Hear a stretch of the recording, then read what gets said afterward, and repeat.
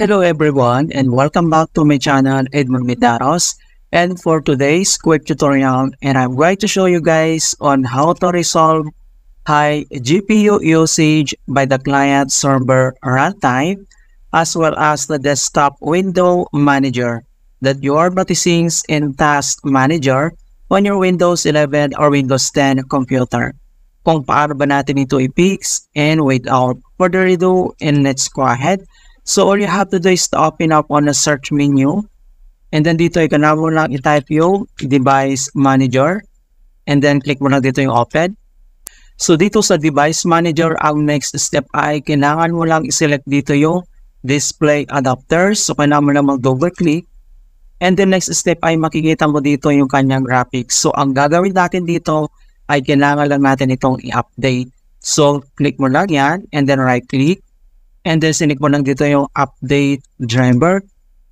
And then pop up tong dalawang options na search automatically for drivers or browse my computer. And then sinik lang natin tong search automatically and then wait natin.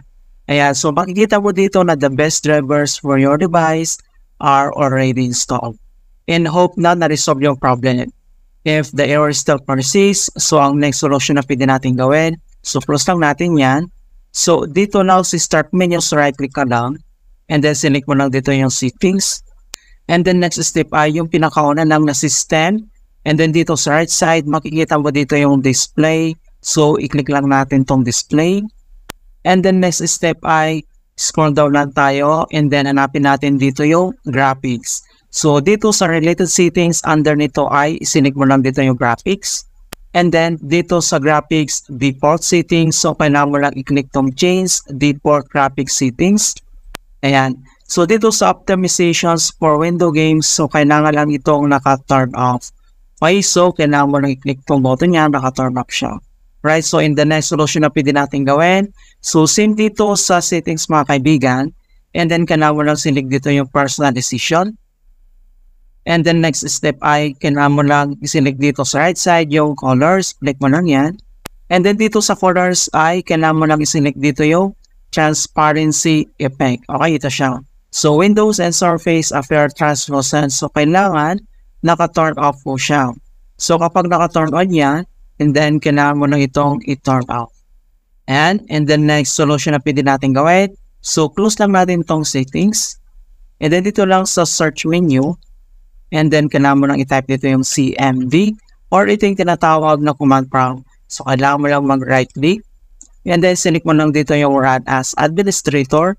If you receive user account control, and then, i-click mo lang itong yes. And then, dito sa administrator command prompt, ay kailangan lang natin i-enter yung command keyword na sfc /scan now. So, in all small letter lahat, and then yung /scan now, one word po yan, and then press mo lang yung enter. And then makikita mo na dito yung beginning system scan. This process will take some time. Beginning verification space of system scan. So kailangan lang natin na hintayin na ma-complete ang verifications into 100%. Okay, so makikita mo na dito na verifications 100% complete. So ang next step, so close lang natin tong CMD. And then, kailangan lang natin mag-restart. So, dito sa start menu. And then, click mo lang dito yung restart. Ayan. So, ganoon lang po kasimple on how to fix high GPU usage by client server, runtime, and desktop window manager. And please don't forget to like this video, subscribe to my channel for more quality content. Thank you guys and see you in my next tutorial.